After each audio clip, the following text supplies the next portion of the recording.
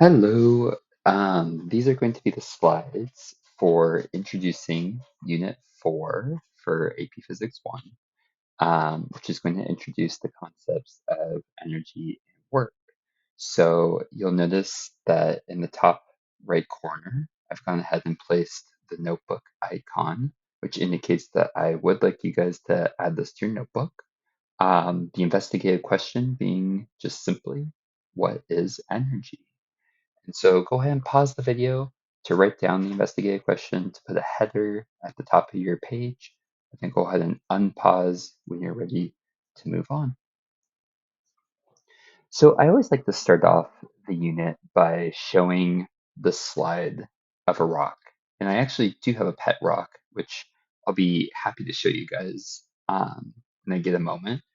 But very simply, I always like to start off by placing rock at the front desk of the classroom and just simply asking, is this a source of energy?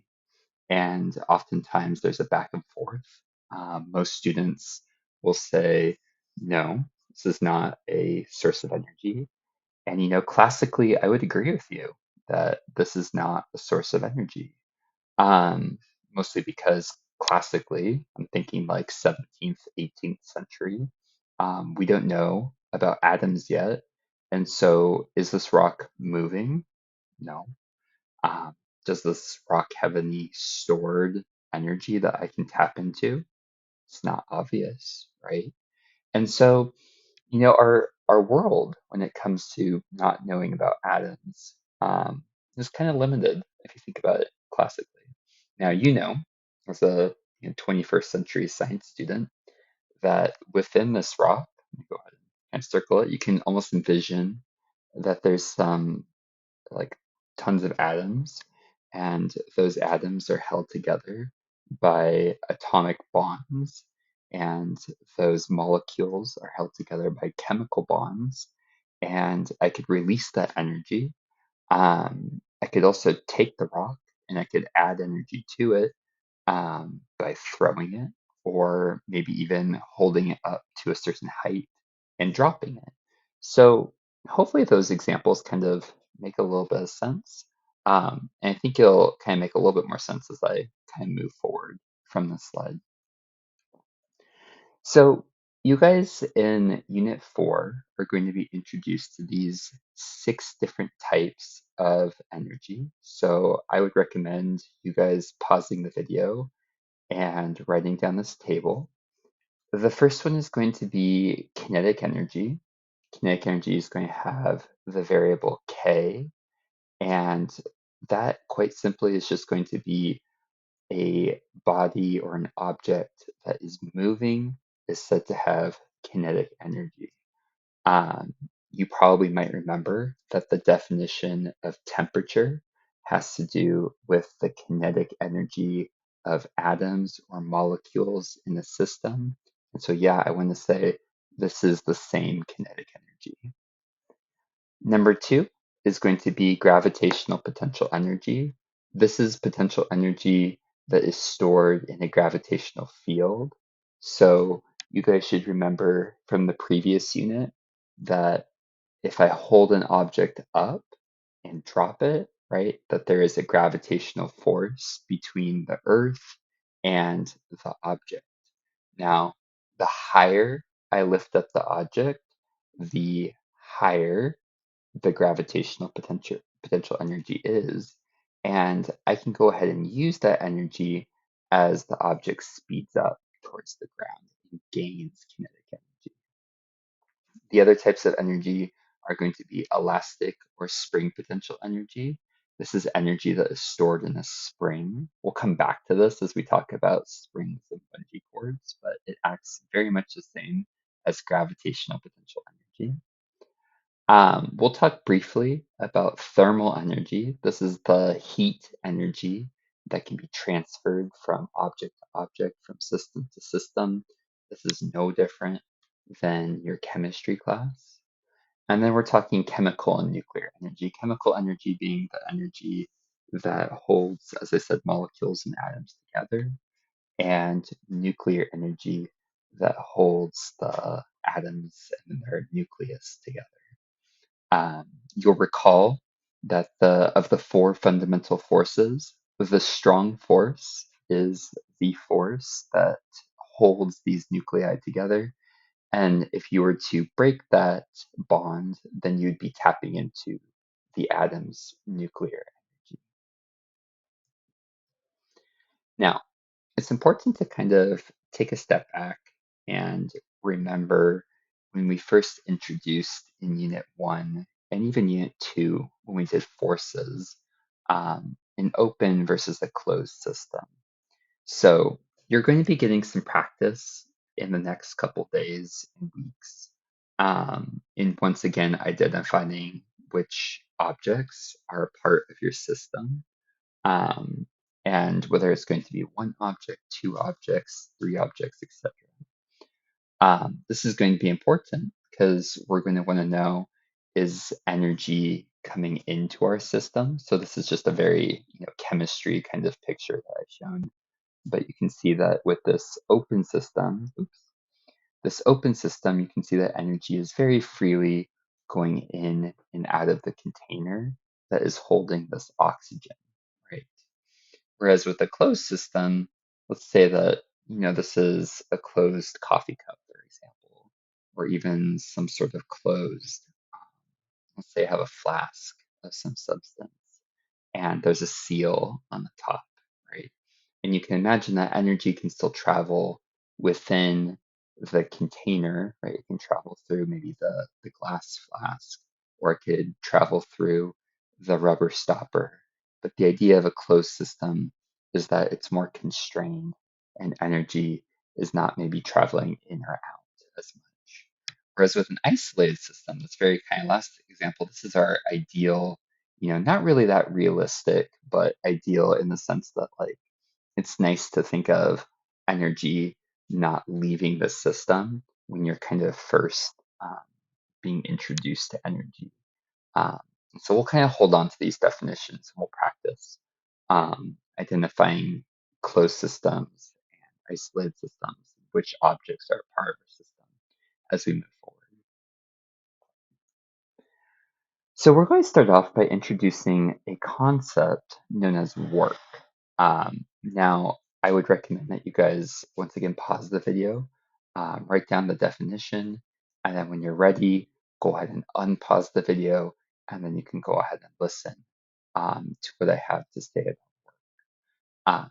So if you go back to our rock example, I'm going to go ahead and go back a couple slides.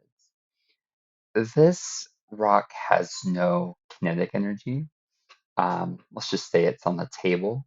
It's not elevated, so it has no potential energy stored in the gravitational field.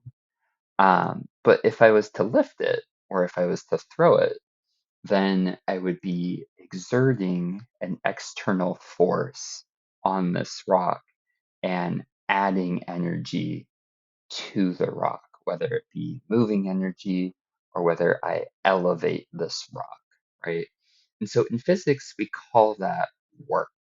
So work is the transfer of energy that occurs when you go ahead and you have one object giving energy to another object. And typically, there's going to be some sort of change in energy, which is the way that I want you guys to think about it. And there's going to be some sort of displacement that's going to be associated with it. So the equation that we're going to go ahead and take away from this is that work is equal to the net force exerted on the object multiplied by the displacement and multiplied by the cosine of theta. The reason that we have the cosine of theta in there is that that is always going to be a placeholder for when we have forces that are not pointed in the same direction as the displacement. So in most cases, you're going to see the net force pointed in the same direction as the displacement. This would be especially at the beginning of the unit, but as we move forward, I might start asking, or even you might start getting asked questions about, oh, hey, this force is pointed at an angle. How does the work compare depending on the angle, right? So this cosine theta is just acknowledging that the only force that is going to be applicable when it comes to doing work on an object is going to be the force that is parallel to the displacement. So it would be that adjacent side if we were to draw out a triangle. And you can see it in this picture right here. This is a really good picture of a green cart that is just being pulled up a ramp.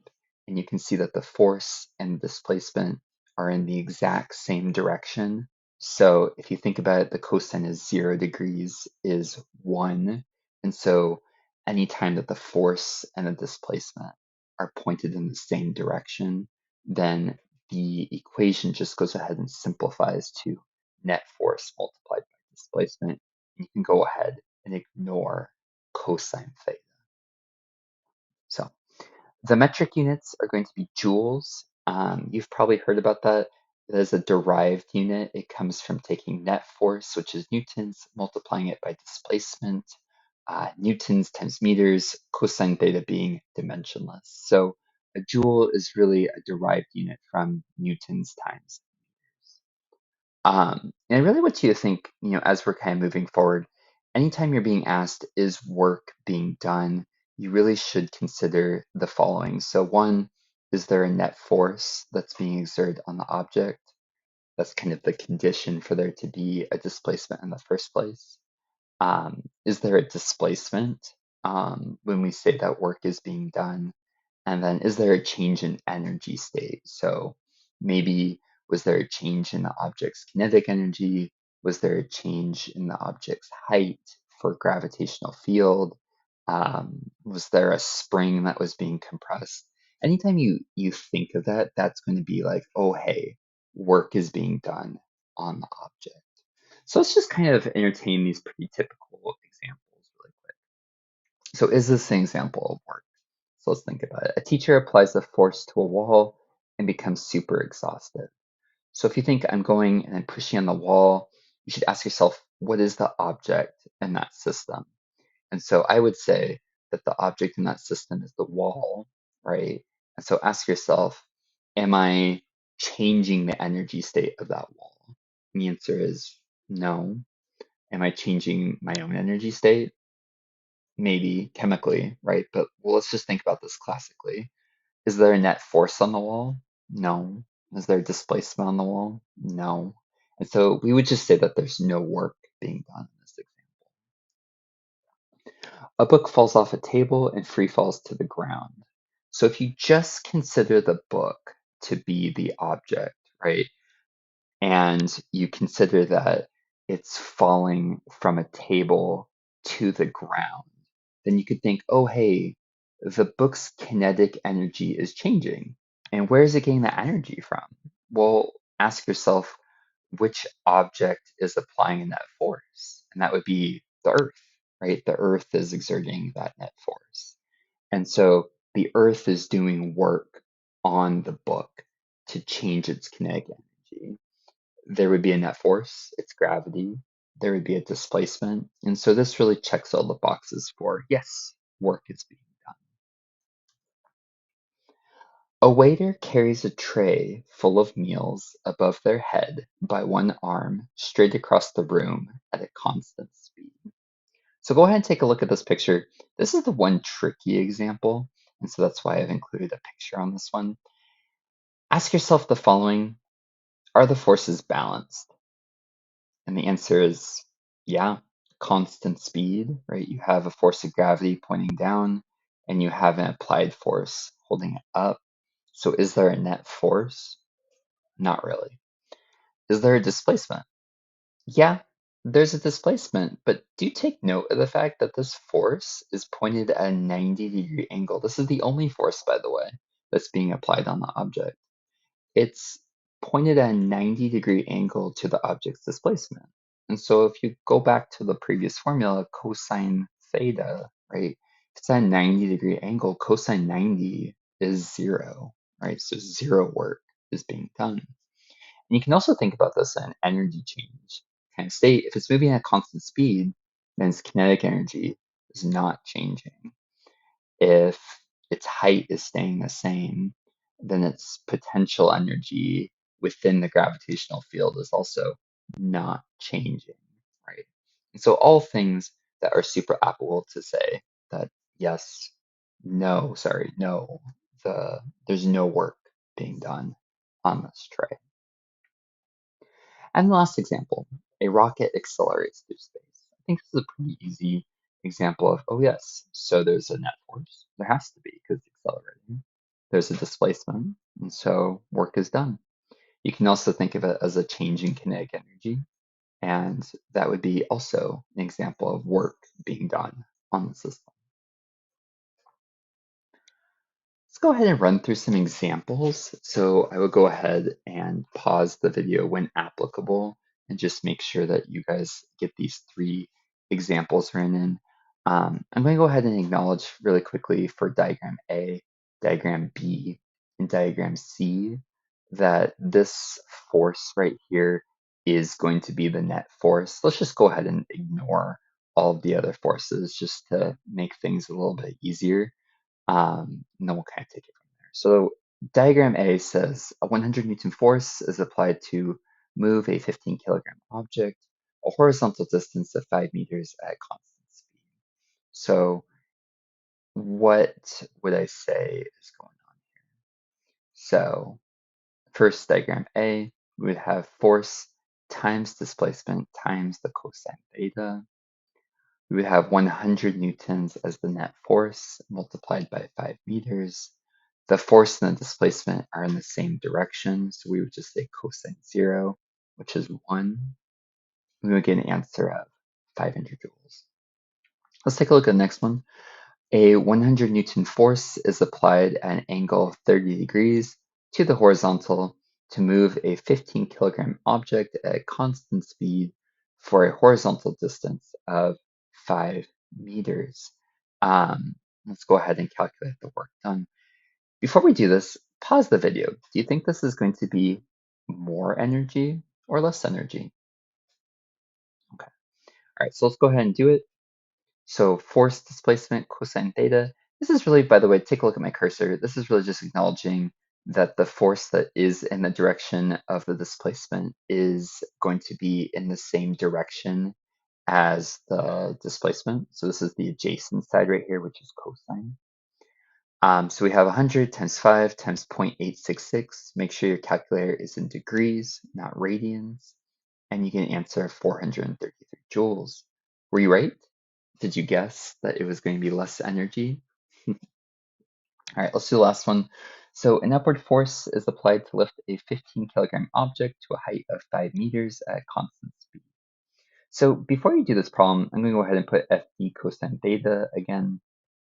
The force and the displacement are in the same direction, but first you need to ask yourself, what is the minimum force to lift an object vertically? Go ahead and pause the video and ask yourself that question right now. Now, if you went ahead and said it's weight, then you'd be exactly correct. And what is the equation for weight? Well, the equation is m times g, right? So mg times the displacement cosine theta. Again, we'll go ahead and say, okay, so it's 15 kilograms, so 15 times 10, displacement is 5, cosine is 0, since the force and the displacement are in the same direction. And that would give you an answer of 750 joules of work is being done on the object. So of these three examples, I don't know if you've ever helped a friend move recently, but hopefully you're just like, oh, wait a second. Yeah, you're right. It's harder to lift an object vertically than it is to push an object horizontally. This almost makes me think of maybe if you have a bike, um, it's harder to lift the bike than it is to roll it forward, right? Or heavens, if you've had to push a car, at least it's easier to push a car than it is to vertically lift the car, right? And so all things that you kind of have to consider from there. Okay. Now, In the first activity that I'm going to give you guys, it's going to deal with graphing work. And so go ahead and pause the slide um, or pause the video and go ahead and record the slide. Record the graph too, and if you could shade it in different colors, that would be appreciated. Now, very often you guys are going to be given a net force applied on the object, and you're going to be given the displacement with force on the vertical axis and displacement on the horizontal axis. Um, if you think about it, right, work can be calculated by taking the area underneath a force versus displacement graph. If you look at the area would be base, which is displacement, multiplied by the height, which is force. So base times height, displacement times force. That is by definition what work is. So going ahead and taking, the area of this right here, that is 5 times 5. So I would say that this is 25 joules of energy. And then for this one right here, you have a base of 5. Go ahead and take a height of 5, but then multiply it by half, right? And so 5 times 5 is also 25. Multiplied by half is 12.5. So 12.5 plus 25 would be what? 37.5 joules of work that is done on this object. So it's going to be very critical to kind of understand this relationship, especially when it comes to graphing and just kind of seeing, how could I pull the amount of information from a graph on work done on an object. Now, very lastly, I am going to briefly mention power. Power is not something that's really talked a lot about on the AP exam. It's more of kind of given a passing glance. One might even consider it an engineering topic, not really a physics topic. But I will go ahead and introduce it. It says here in physics, power is the rate at which you're doing work. And so it's the amount of energy that's being consumed in a given amount of time. So that definition can be boiled down to the rate at which work is being done. So work divided by time. And we go ahead and we call that units of watts. Now, if you want to kind of see my inner nerd here, I'm kind of aging myself here, but back in the day, I used to be a huge StarCraft player. And whenever I hear the definition of power, I just go ahead and always think of the game StarCraft, where there's this one character that would always say when you clicked on the power overwhelming. And so that's just my kind of personal take on things and how I would remember things. So, anyways, that concludes the notes. Go ahead and make sure that you answer the investigative question if you're completing focus notes, and I'll see you at the next notes. Take care.